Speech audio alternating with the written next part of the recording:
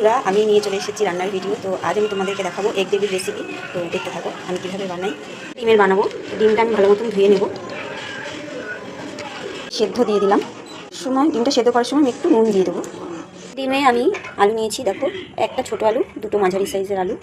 তো এই আলুটা আমি ভালো করে ধুয়ে পাতলা পাতলা করে কেটে নেব। মশলা রেডি করবো। এই দেখো পেঁয়াজ, আমি একটা বড় পেঁয়াজ কুচি করেছি, আদা, রসুন, টমেটো, এতে সাদা তেল দিলাম। এগুলো আমি পাতলা পাতলা করে কেটে নিয়েছি। দেখো এগুলো আমি ভেজে নেবো, একদম হালকা আছে, গ্যাসের আঁচ একদম কমিয়ে দিয়ে আলুগুলো ভেজে নেবো। সেদ্ধ ভাজা করতে হবে।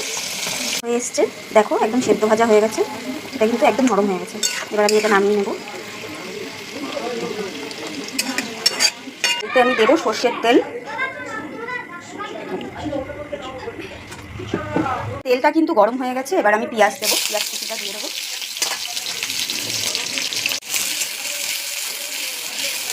পেঁয়াজটা একটু ভাজা ভাজা হয়ে গেলে তারপর আমি দেবো এতে রসুন বাটা, 1 চামচ রসুন বাটা, 1 চামচ আদা বাটা,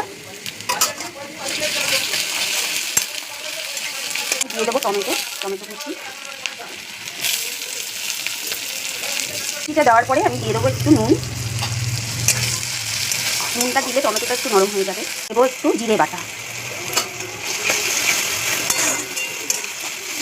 লঙ্কার গুঁড়ো, কাশ্মীরি লঙ্কার গুঁড়ো দিলাম, একটু হলুদ দেবো।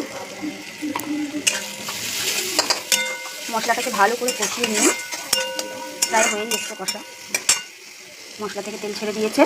চিনি, আমি শাহি গরম মশলা অল্প একটু সামান্য। মশলা আমার হয়ে গেছে। তো দেখো আলুটা, যেটা আমি একদম সেদ্ধ ভাজা করে নিয়েছিলাম, তারপরে স্ন্যাশ করে নিয়েছি। এবার আমি এটা দিয়ে দেবো।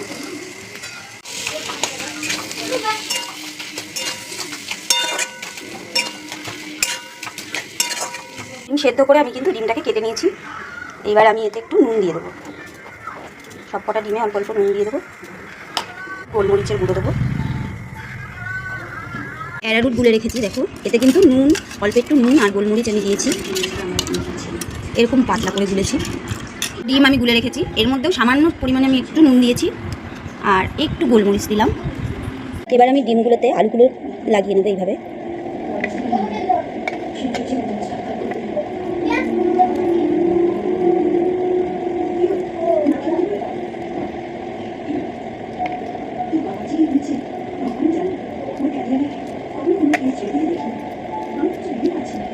দেখো এইভাবে আমি আলুগুলোকে ডিমের সাথে একে একে লাগিয়ে নেব। এগুলো কিন্তু আমার পুর লাগানো রেডি হয়ে গেছে। এবার আমি এটা ডিমের ব্যাটারে চুবিয়ে নেব। দেখো ডিমের